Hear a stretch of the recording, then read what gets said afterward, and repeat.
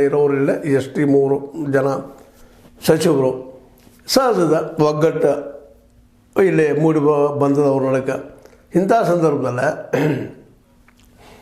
ಸಿದ್ದರಾಮಯ್ಯ ಪರ ಬ್ಯಾಪ್ಟಿಸ್ಟ್ ಅಂತ ಇವರು ನಿರಂತರವಾಗಿ ಡಿ ಕೆ ಶಿ ವಿರೋಧ ಮಾತಾಡ್ತಾ ಬಂದಿದ್ದಾರೆ. ಹಲವು ವಿವಾದಗಳನ್ನು ಹುಟ್ಟಾಕ್ತಾ ಬಂದಿದ್ದಾರೆ.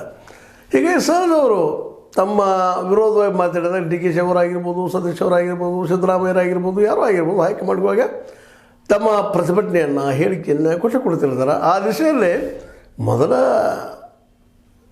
ನಮ್ಮ ರಾಹುಲ್ ಗಾಂಧಿ ಅವರು ಈ ವಿಷಯ ಭಾಳ ಸೀರಿಯಸ್ ಆಗಿದೆ. ಇವತ್ತು ಮತಗಳ್ಳತನ ಸಣ್ಣ ಆರೋಪ ಅಲ್ಲ ಇದು.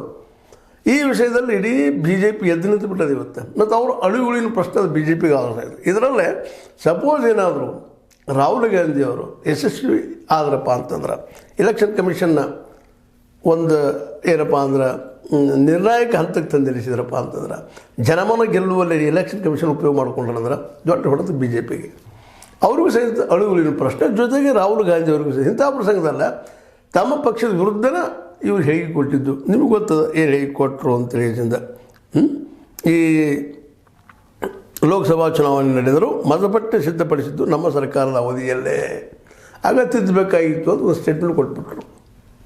ಇದು ತಪ್ಪು ನಮ್ಮದು ಅಂತಂದ್ರೆ ರಾಹುಲ್ ಗಾಂಧಿ ಅವ್ರು ನಮ್ಮದು ಅದರಿ ತಪ್ಪು ಅಂತ ಅವ್ರಿಗೆ ಮಗ ಕೊಡೋದಂಗೆ ಹೇಳಿಬಿಟ್ರು. ಸತ್ಯ ಹೌದು ಹೇಳಬೇಕು, ಸತ್ಯನ ಅದು ಸುಳ್ಳೇನಲ್ಲ. ಯಾವ ಕಾಲಕ್ಕೂ ನಡೆದ ಮತಗಳತನ ಇದು ಹಿಂದೆ ನಿನ್ನೆಯದಲ್ಲ.